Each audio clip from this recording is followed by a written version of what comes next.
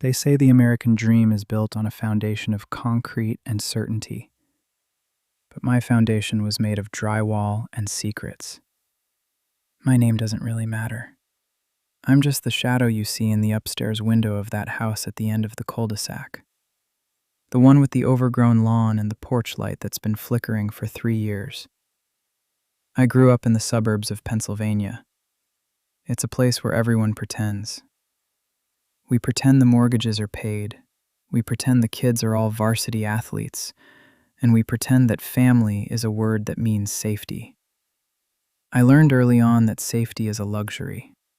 While other kids were collecting baseball cards or obsessing over the latest video games, I was collecting diagnoses.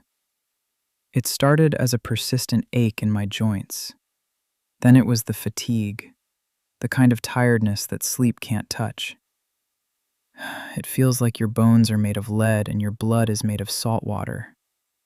The doctors called it an autoimmune deficiency, a fancy way of saying my body decided to go to war with itself. It's a strange thing, being 10 years old and realizing that your own skin is a prison. But the physical pain, I could handle that. You can take a pill for pain. You can't take a pill for the sound of your parents' marriage disintegrating in the kitchen at 2 a.m. In America, we don't talk about the broken home until the police are on the lawn or the divorce papers are signed. But for me, the break happened in the whispers. It happened in the way my dad would stay in the driveway for 40 minutes after work, his forehead resting on the steering wheel, just staring at the garage door. He didn't want to come in, because inside there was a sick kid who cost too much money and a wife who had forgotten how to smile. I spent my childhood apologizing for existing. Every time a medical bill arrived in the mail, those thin, white envelopes that felt like grenades, I'd see my mom's hand shake. I was the reason they were drowning. I was the expensive tragedy. There is a specific kind of loneliness found only in an American hospital wing at night. It's the smell of industrial bleach mixed with cafeteria coffee. It's the sound of a janitor's mop bucket rolling down the hallway. It's the fluorescent lights that never truly turn off. They just dim, casting a sickly green hue over everything. I spent my 14th birthday in room 302. My lungs had decided to stop cooperating. I remember lying there, watching the IV drip. Drip, drip, drip. Each drop was another $1. Another reason for my father to scream at my mother in the parking lot. They thought I couldn't hear them. But when you're sick, your other senses get sharp. I could hear the resentment in the way my dad closed the door. I could hear the desperation in the way my mom chewed her fingernails. Mom would sit by my bed and read magazines she didn't care about. She'd look at me, and I'd see the ghost of the woman she used to be. She used to paint. She used to have these bright, sunflower yellow sundresses. Now she just wore gray hoodies and looked like she was waiting for an apology from the universe that was never going to come. "You're going to be okay, honey," she'd say. It was the biggest lie I'd ever heard. And I loved her for it. Because in that house, in that life, lies were the only blankets we had to keep us warm. One night, the break finally became a shatter. Dad came in smelling like old pennies and cheap whiskey. He didn't look at me. He looked at the monitor. He looked at the numbers that represented his life savings vanishing into thin air. "I can't do this anymore," he whispered. He wasn't talking about the hospital. He was talking about us. He was talking about the burden of a son who wouldn't get better and a life that had turned into a series of tragedies. He walked out of that room, and for the first time in my life, the physical pain in my chest was overshadowed by a hollow, sucking vacuum in my heart. He didn't leave because he was a monster. He left because he was a coward. And in the suburbs, cowards just drive away in silver SUVs and never look back. When I finally went back to school, I was a ghost. In the American high school hierarchy, there's no place for the boy with the pale skin and the tremor in his hands. I wasn't bullied. That would have required people to acknowledge I existed. Instead, I was avoided, like a bad omen. I'd sit in the back of the cafeteria, picking at a sandwich I couldn't taste, watching the normal kids. I watched them stress over prom dates.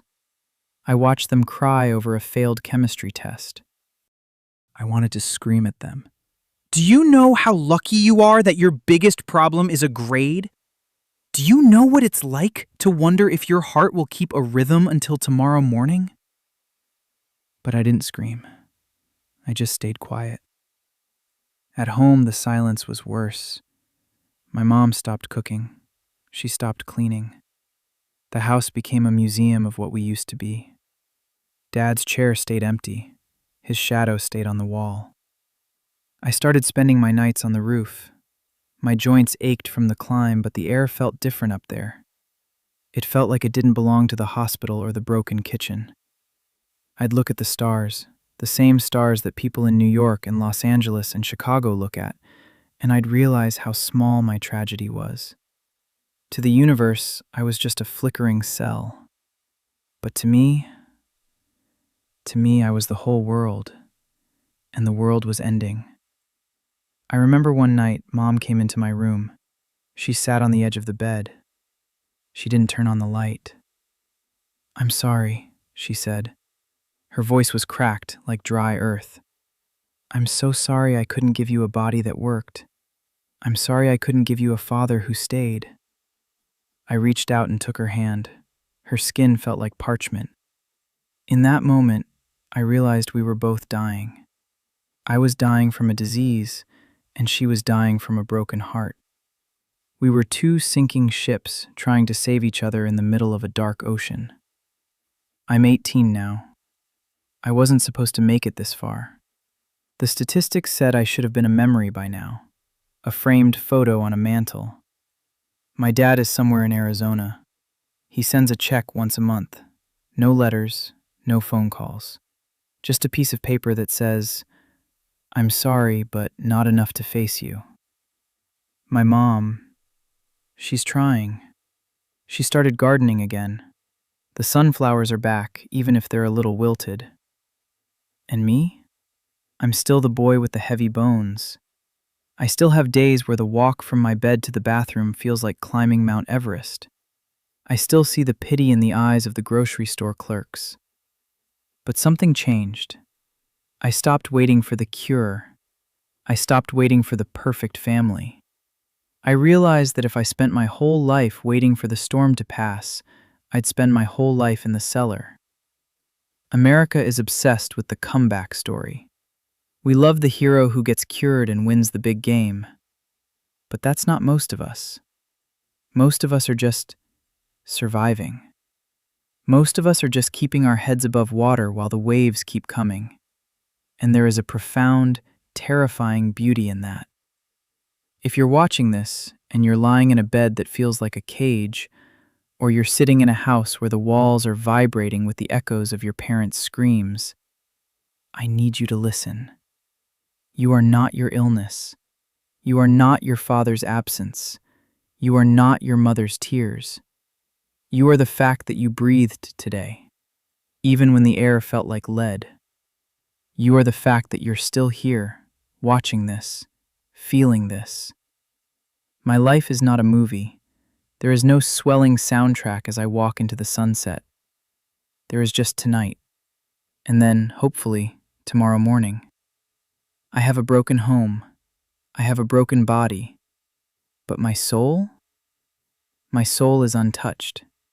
It's the only thing the doctors couldn't reach, and the only thing my father couldn't take with him. I am still here. And for today, that is enough. Please, let it be enough for you too.